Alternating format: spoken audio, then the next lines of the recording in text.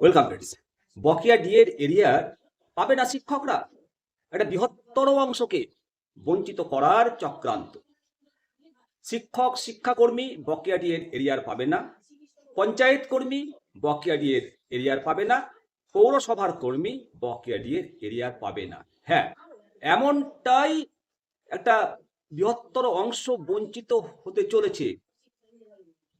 বড়সড় একটা প্রশ্ন উঠে গেল যে এই সমস্ত কর্মীরা কি তাহলে বানের জলে ভেসে এসেছে? সর্বোচ্চ আদালতের সম্প্রতি যে মডিফিকেশন দাখিল করেছে রাজ্য সরকার, 215 পাতার মডিফিকেশন পিটিশন দাখিল করেছে, সেখানে বেনিফিশিয়ারিদের একটা নির্দিষ্ট সংখ্যার কথা স্পষ্টভাবে উল্লেখ করা হয়েছে।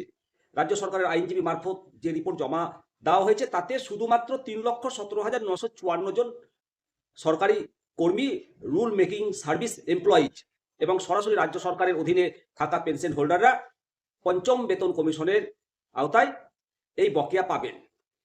সুপ্রিম কোর্টের 4 সদস্য মনিটরিং কমিটিও ওই নির্দিষ্ট সংখ্যার ভিত্তিতেই বকেয়া দিয়ে মেটানোর চূড়ান্ত হিসেব নিকেশ করছে। তাহলে একটা বৃহত্তর অংশকে বাদ দেওয়া হচ্ছে, অথচ শিক্ষকরা 2008-এর রোপা আইন মেনেই তারা তো বেতন পেয়েছে। সেখানে এআইসিপিআই হারে শিক্ষকদের দিয়ে দেওয়ার কথা লেখা রয়েছে।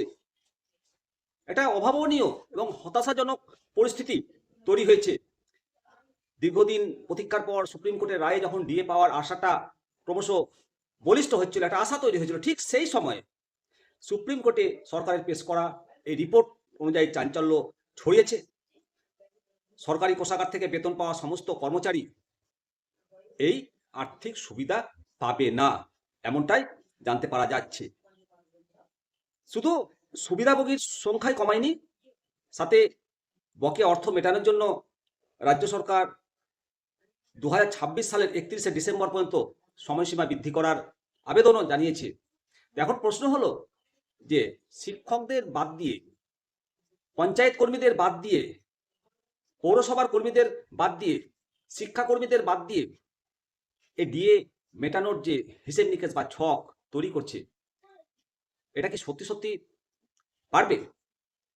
শিক্ষকরা তারা যে অধিকার হিসেবে দিয়ে পায় সেটা কি বঞ্চিত করতে পারবে?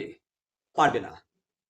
শিক্ষকরা তাদের দাবি, তাদের অধিকার আদায় করতে জানে এবং সেই আইনি অধিকার শিক্ষকরা সেটা আদায় করতে পারবে, এই বিশ্বাস, এই ভরসা রয়েছে সমস্ত শিক্ষকদের মধ্যে।